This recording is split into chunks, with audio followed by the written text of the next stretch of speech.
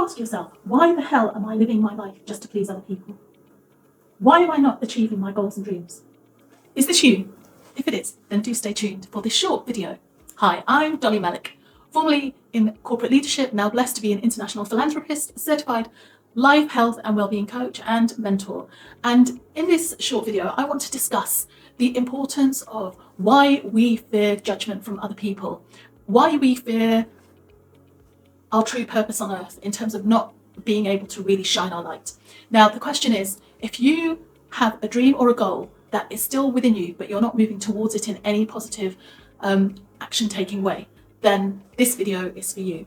Firstly, we'll discuss a little bit around where this fear exists, and do stay tuned until the end, where I will suggest to you how we can work on that in order to restart you on your self-development journey and getting you back to being proactive towards getting you that much closer towards your goals.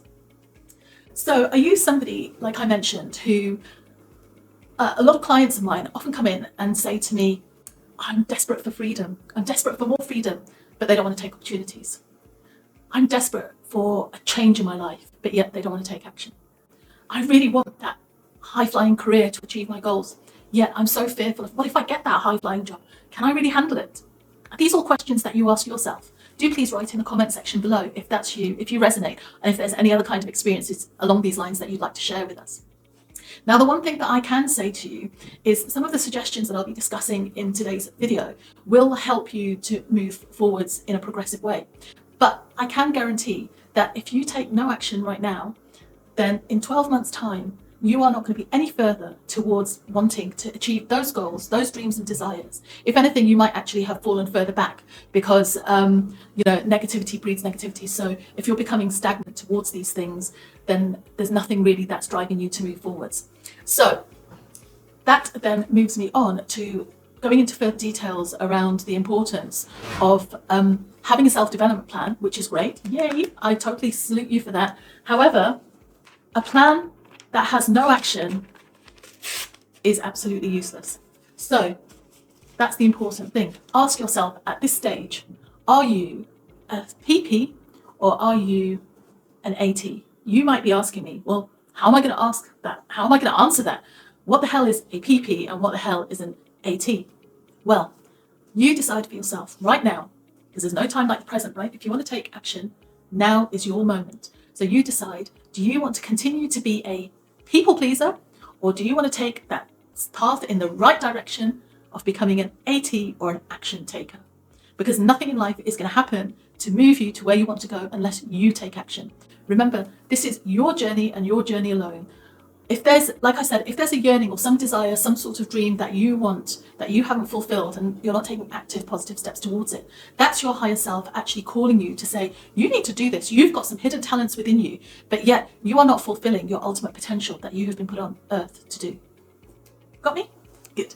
So now we will discuss a little bit as to where this inherent fear lies within us. And it lies within all of us. The only difference is at different stages, different people learn to come out of our comfort zones, address our fears and move forwards. So there's two potential reasons of why this fear may exist. Partly because it dates back to our prehistoric days.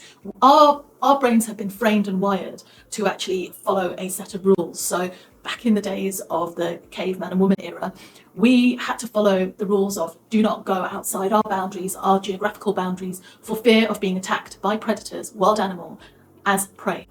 Then obviously over centuries and centuries, we have evolved, civilization has changed, yet it moves me on to the second reason why we may still have this fear within us to not really shine and still to be scared of how others may judge us. And that is possibly due to life experiences and trauma. But I'll give you an example of myself. When I was in my very young childhood days, I used to love during school holidays, I used to love playing with my friends, and we used to go to a lot of sort of activity clubs and drama clubs. And I always used to sort of volunteer to be doing some rehearsing and auditioning for actual acting parts. And I absolutely loved it. But then what happened, once I reached high school stage, I started to get bullied. And that really then eroded my self-confidence. So I completely went into a shell, and I never actually, as many children who do face bullying, and in fact many people when they go through trauma are too fearful to actually tell other people about it, right? So I never told my parents. Yet when it came to like school assemblies or school plays, there was something within me that was like, I really, really want to go back to just wanting to audition for a part, or standing up on stage during an assembly to give the reading for that assembly and stuff. But then there would be that part of me that was like, no, no, no, Dolly, don't even dare think about it. Your bully sat there in the audience potentially, and they're going to just look at you and they're going to laugh at you, and they're going to think, who the hell is she to stand up here and make a fool of herself? So for me, I never had the courage to that extent to volunteer in that way. But having said that, I didn't completely dismiss the idea. I still used to volunteer for productions or for assemblies, but behind the scenes. Again, do pop down in the comment section below if you have experienced any things like this that you're willing to share around areas where you just really did have certain dreams, goals and desires, but you kind of pushed yourself back from those. So eventually what happened is circumstance happened where fate almost took its place. My father was, at the same time, he became president of an association, and as part of the presidential duties, he had to be hosting an annual event. Now that event would be about 2.5 hours long in duration, with an audience of between 250 to 300 people. Now my father was very much an introvert in certain circumstances, so he felt very uncomfortable at the idea of having to do this. So what did he go and do? He thought, I'm going to get Dolly to volunteer to do the comparing for that event. When he came to me, in my mind, I was like, but I have no experience. Why are you asking me? In my mind, there was like the good angel saying, yeah, this is the opportunity that you really want, that you didn't have the guts to go for in high school, but you've got it here. And then the other part of me was thinking, God, can I really do it? But yeah, I have no choice because, that parental conditioning, I was fearful of my father, so I couldn't really refuse. But, the good side of me still persevered and said, you can do this because you're amongst an audience of adults who are hopefully going to be far more compassionate and empathetic to you, and you're not going to be in any contact with that bully, so just go for it. And you know what, I had an absolutely amazing experience, and it just came naturally to me. And what was even nicer than that was the fact that it encouraged other trustees of that association, in terms of their children who had attended, were actually really volunteering afterwards, of like asking their parents, could we do this? Can we do more to participate in these events? Can we kind of take over and make these events, much more exciting and in a different angle? So it really, as well as empowering me, it helped because those adults at that time thought, okay, she's done a really good job. Why don't we give our other children a chance as well? So that's another reason why you should never dim your light, because you're potentially being put here to shine your talents to equally help pave the way for others. So that's another important reason of why you should never fear how other people judge you. Hopefully this example has really helped you and motivated you. Again, do please put some comments down below of situations like this where you've motivated other people. It will be absolutely great to read your comments. So that now moves me on nicely to give you some suggestions if you're still feeling that you don't quite know which way to go, you still are lacking a little bit of confidence, but you definitely still want to progress, get out of that stagnation. So here's some suggestions for you to get going again. Firstly, you have to accept that you've got to let go of some people. It's a fact. As you start to evolve, if other people around you aren't evolving in the same way or at the same pace, then naturally your paths are going to start heading in different directions. So accept it. Don't feel downhearted by it. Don't fear it happening. If you truly, truly want to evolve, and that yearning inside you for what you really want to do in living your life and not living it for the sake of pleasing others, then you have to accept that there's going to be people that you have to leave behind in order to move forwards. And don't fear being lonely as part of that journey, because when the time comes, as you evolve, you will then naturally attract people who are on a similar trajectory to you. And what you'll probably find is that you need those individuals in your self-development path in order to share and learn wisdom from each other. So that's very important. The acceptance that you have to get rid of some people in your life. Then moving on to the second point, which is perception. Again, equally, it ties to the first suggestion that you have to accept that as you evolve, not everyone is necessarily going to like the new you. And it could even be that you perceive that they might be absolutely fine with it. In fact, they may even say, look, I wish you all the best in terms of where you're heading. It's not really where I'm going in life. I'm happy where I am, but I really do wish you the best. And, may all the right people come to you to get you to where you want to achieve your dreams and goals. And that's a beautiful thing. If you have that situation with friends or family, then take that as a blessing and just carry on going, full steam ahead. The third thing is have a dialogue with yourself. Take a deep, serious look at yourself in the mirror. Have a self-reflective conversation and ask yourself, what is it truly that I fear in terms of not truly being seen openly by others? Yet I'm just so scared of being judged to be my amazingness.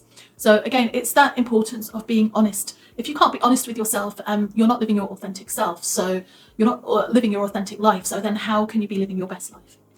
And then moving on to the fourth suggestion, and it links back to the third suggestion, that if you're struggling with that self-reflective journey and those questions, then do something in terms of tapping into your inner child. As children, that's probably when we've been the most freest and most easiest when it's come to coming outside of our comfort zone. As babies, we crawl and then we try to get up and start walking. But as soon as we fall, we don't kind of sit there and never walk again.